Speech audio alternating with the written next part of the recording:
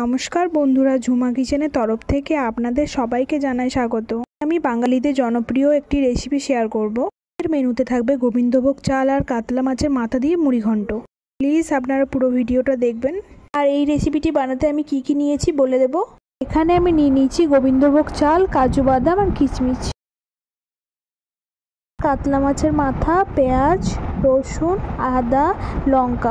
আর এখানে আছে ঘি, লবণ, হলুদ, জিরে, তেজপাতা, শুকনো লঙ্কা, গোলমরিচ আর গোটা গরম মশলা। এখানে আমার ছোট পিস পিস করে রাখা কাতলা মাছের মাথাগুলি নুন হলুদ দিয়ে মাখিয়ে নিচ্ছি। এটি গরম করে কড়াই একটু ঘি দিয়ে দিলাম। ঘি দিয়ে কাজু কিশমিশগুলি হালকা করে ভেজে নেব। কাজু কিশমিশগুলি ভাজা হয়ে গেছে, এবার আমি তুলে নেব। ভিজিয়ে রাখা চালটি আমি হালকা করে ভেজে নেব। বন্ধুরা, চালটি আমার ভাজা হয়ে গেছে। এবার আমি পরিমাণ মতো সর্ষের তেল দিয়ে দেব। ওই তেলে আমি পিস করে রাখা মাছের মাথাগুলি ভেজে নেব। মাছের মাথাগুলি এইভাবে লাল লাল করে ভাজতে হবে। ওই তেলে আমি গোটা জিরে, শুকনো লঙ্কা, তেজপাতা, গরম মশলাগুলি দিয়ে দিলাম।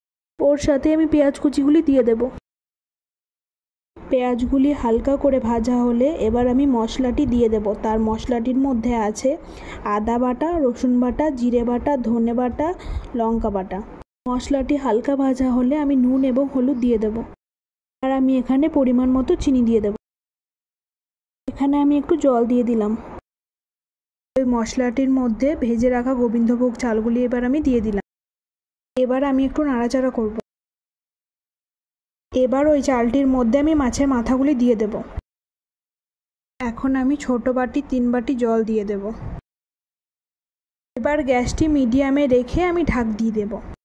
এবার আমি ঢাকনাটি খুলে একটু নাড়াচাড়া করে কাজু কিশমিশগুলি দিয়ে দেব।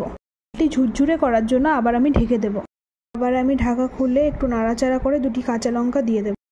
খানিকক্ষণ পর পরিমাণ মতো আমি গোলমরিচ দিয়ে দেব। দেখো, আমার মুড়ি ঘন্ট রেডি হয়ে গেছে। ভিডিওটি ভালো লাগলে লাইক, কমেন্ট এবং বন্ধুদের সাথে শেয়ার করবেন কিন্তু বন্ধুরা। আর অবশ্যই ভিডিওটিতে যদি কোনো ভুল থাকে কমেন্টের মাধ্যমে জানাতে ভুলবেন না কিন্তু বন্ধুরা।